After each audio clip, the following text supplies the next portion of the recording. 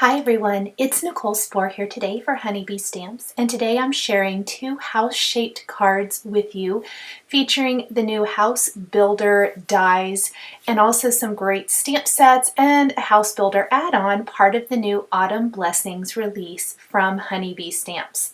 Now my favorite thing about this House Builder set is that the shaped card actually fits in an A2 sized envelope.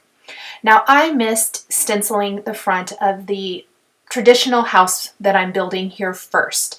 I will be sharing how to stencil when I share the Halloween card here in just a little bit, but I'm simply using a Tim Holtz bricked stencil for this.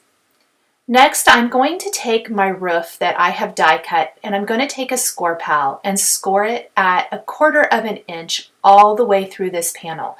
This is going to give some great texture to the roof of my house.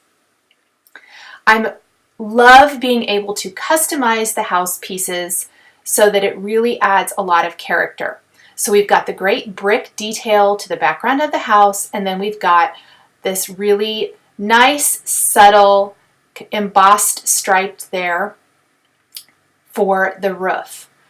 I die cut all of my house pieces off camera to save a little time. However, I am going to show putting it all together on camera, even though I've sped it up quite a little bit to save time today. Now, any of the pattern paper pieces you see here for curtains, for the window boxes, those are all from the Honeybee Stamps Harvest Festival pattern paper. So this beautiful little black and white plaid. We've kind of got the little valance there in the upper window that we're placing at the top of the house. And then we've got the curtains along the sides that we will build in the bottom part, which I'll show you here in a little bit. There's a chimney, all kinds of great accessories so you can build any kind of house that you want. And you don't have to create them exactly like this. You could have 2 windows up there in the roof if you want to. You can shift the door to the left or the right. There's so many different ways to design this house. But again, my very favorite thing about this is that the card actually fits in an A2 sized envelope. There is a hinge piece that I will be sharing with you. You can see it in the upper right corner of the screen. It's the same color as my card base. I did die cut 2 card bases. I only added brick detail to the one, but this is that hinge is what's going to make the card or make it into a shaped card. This is also a fantastic just house die cut if you want to place this on a larger card or a scrapbook page, something like that. I decided I wanted to build up my door a little bit, so I actually die cut the door 3 times from this Hero Hues Cranberry cardstock, and I'm going to adhere them one on top of another and place that right there in the center of my card design. I did build kind of the upper part of the card first, and I'm going to work my way down. We've got the stairs. Many of the pieces from the House Builder will be used with the Halloween add-on. Things like the stairs, the eave there on the house, the chimney, but there is a different roof in the Halloween house, which wouldn't have to necessarily only be used for Halloween. You could use it with the regular house if you wanted to. But there's going to be a different door and window style. So mix and match if you want to. You definitely don't have to make the Halloween windows spooky. You can do that by adding ghosts and pumpkins and the spooky tree and bats and things, but definitely components from both sets can be mixed and matched together. I love those little plaid curtains behind the window. I decided to put window boxes on all of mine here. Definitely adds just a fun little homey feel to this house. I was going for adding as much character and texture as I could. I'm using this Hero Hues Arctic cardstock as the backer for my windows, kind of looking inside the house, if you will. And then we've got the curtains. I didn't place my curtains clear on the edge. I wanted to see more of the curtains through the window frame, so I shifted mine in just a little bit, but you definitely don't have to. You can put them clear at the end of that backing rectangle. And then I'm placing my window box right there along the bottom edge, and then adding in my little greenery to the top. And there's many options for this as well. There's even a little door handle, super teeny tiny die cut. I die cut that from some silver cardstock so that it would look a little more realistic. There's that oval piece that goes on the door, which makes it look like glass. I love that.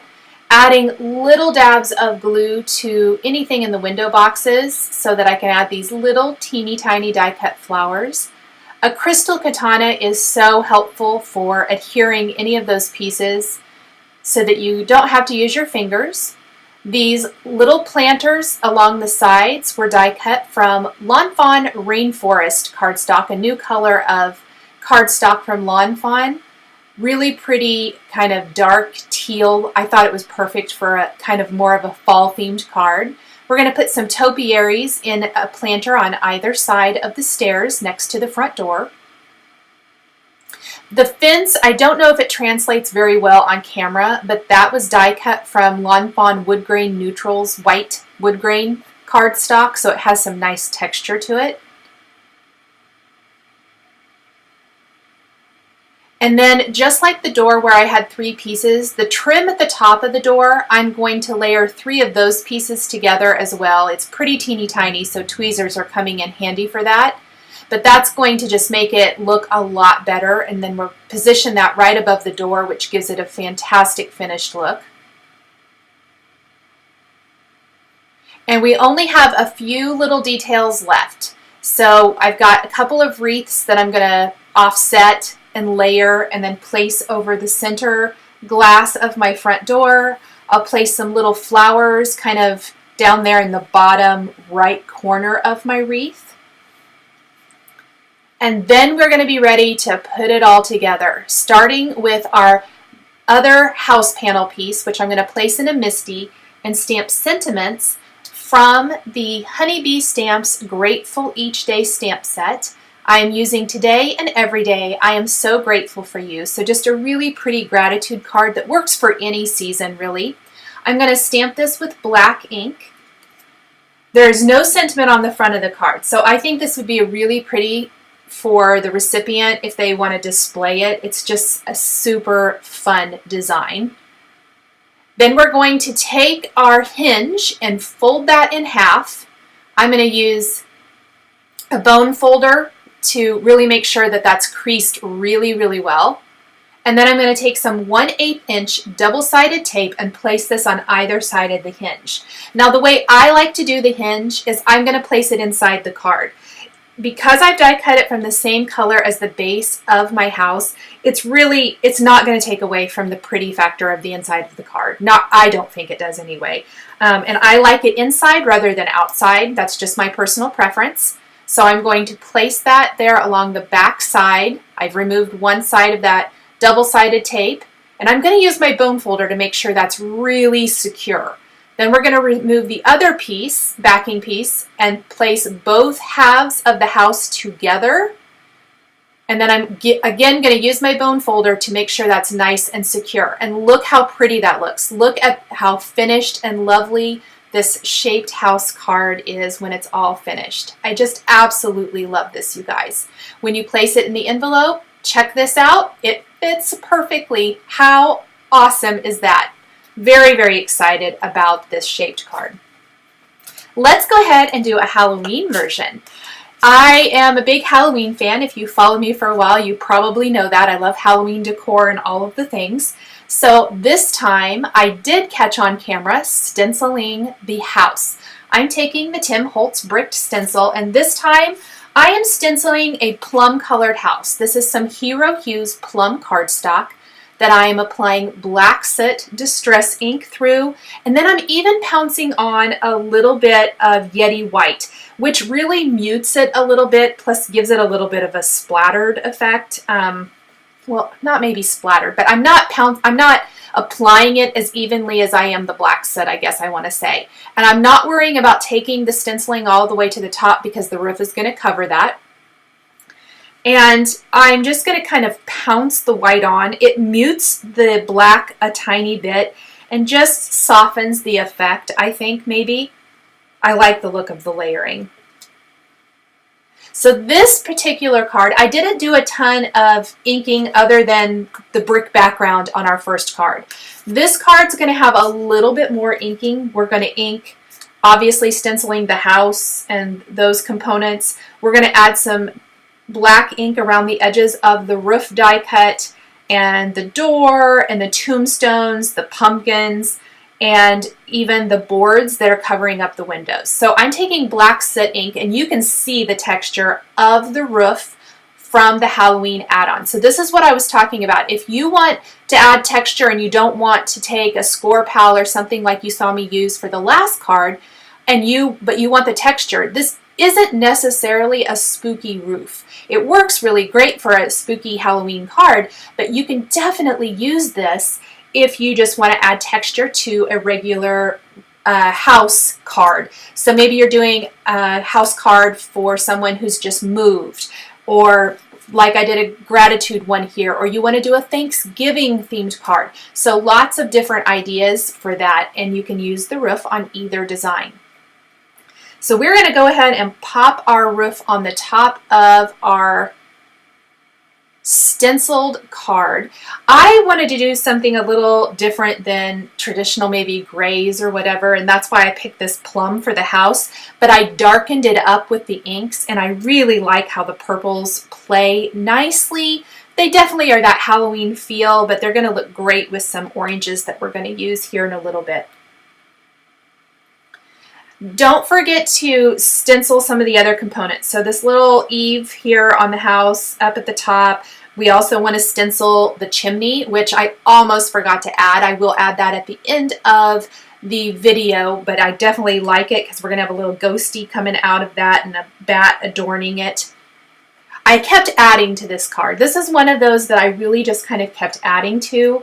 I wanted it to be super spooky, and there's so many fun accessories. Now this particular window, or the windows for this card, actually die cut from the shapes. So it's going to be kind of more of a peekaboo look into the card. You could definitely put a backer on this house panel if you want to. I didn't really want to add that extra layer. So I'm instead going to leave mine open, and it gives you a peek inside, or it's just kind of an opening.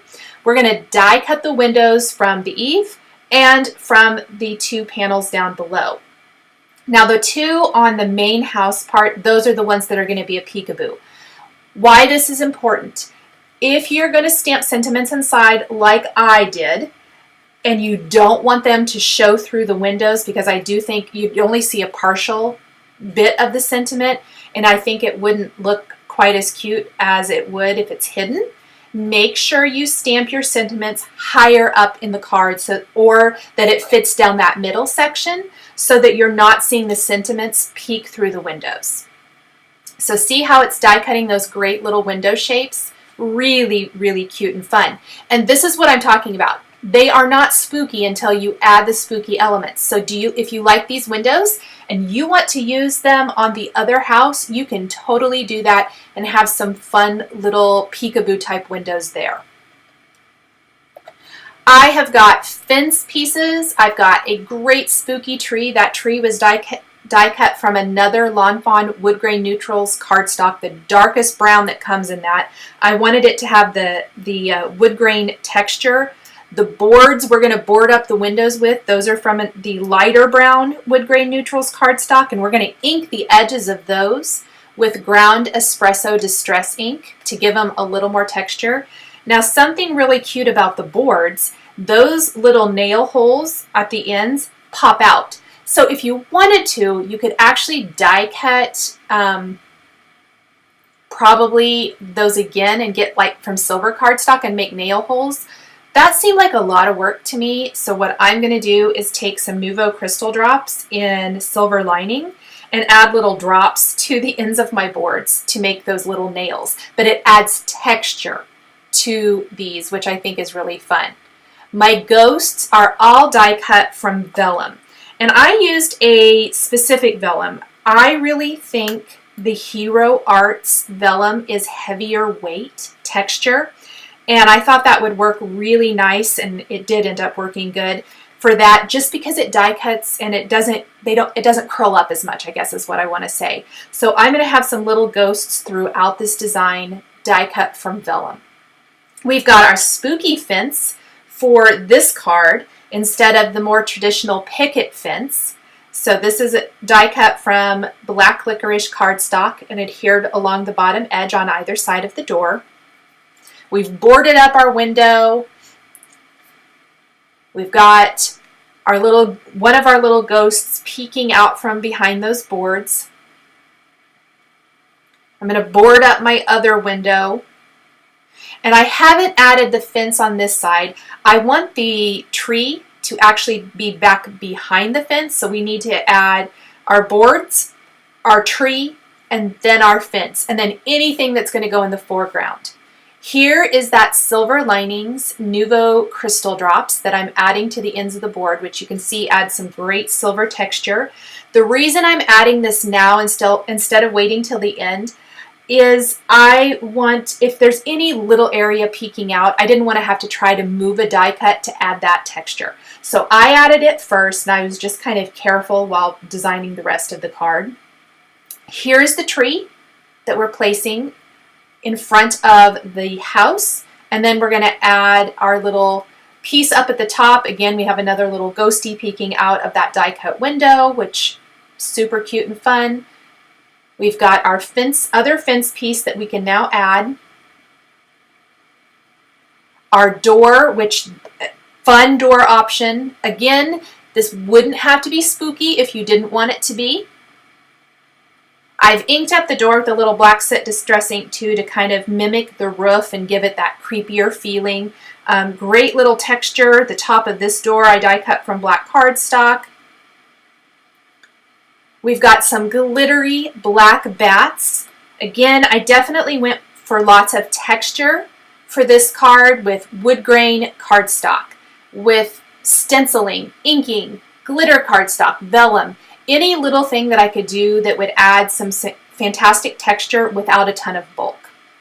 Inside this card, now this is what I'm talking about, where we need to really make sure our sentiments aren't going to show through. So I'm going to lay out my sentiments from the FaBOOlous Sentiments stamp set, another new product from the Autumn Blessings release, and I'm going to make sure that they're high enough in the background that they're not going to show through, and then stamp those on the inside of my card. So we've got Trick or Treat.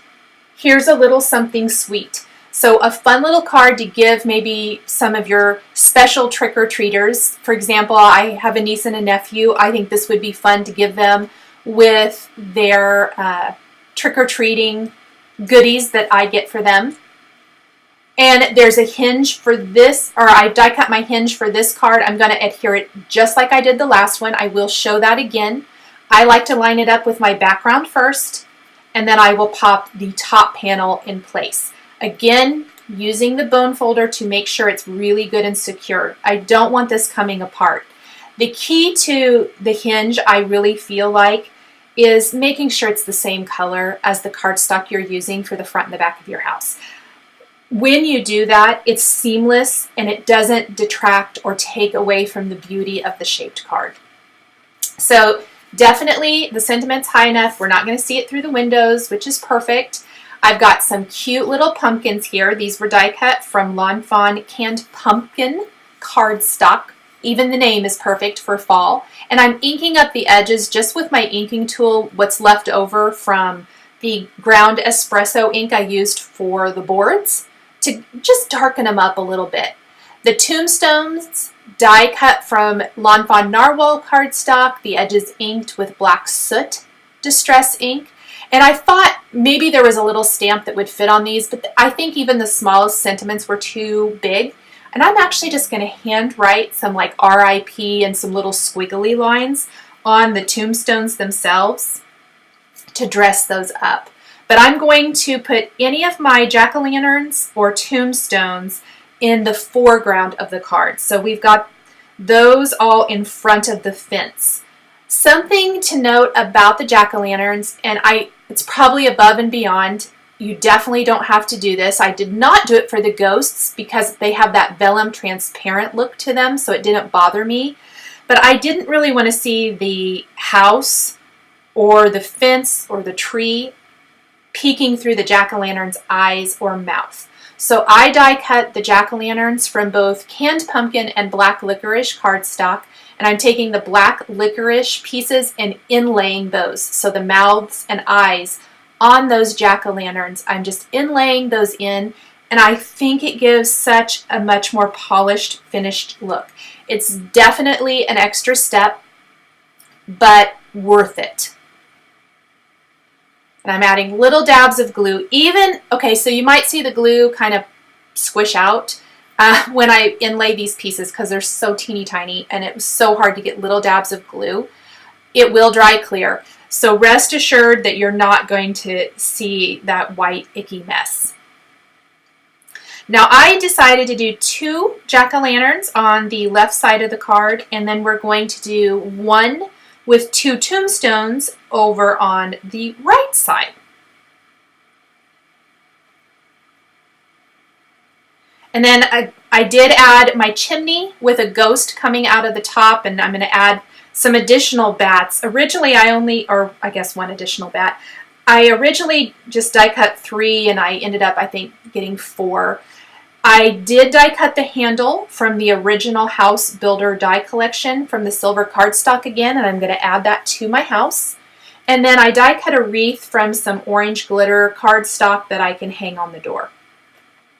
I didn't add anything extra to this wreath, and I kind of wish I had. I may even go back and do that later. There's even some like little leaves or something that I could have done out of some additional glittery cardstock, or I don't know, just a little something. I feel like it's a little plain. I like the flowers on the one from the first card. One of those things you notice later on. Then I'm writing on my tombstones, and that will finish up my Halloween themed card. Thank you guys so much for joining me today for these 2 house builder cards featuring lots of new stamps and dies from the Honeybee Stamps Autumn Blessings release. The supplies I used to create my cards are listed and linked below the video here on YouTube. Here are a couple more videos featuring Honeybee stamps and dies that you might be interested in. Thank you guys so much for joining me today, and we'll catch you next time.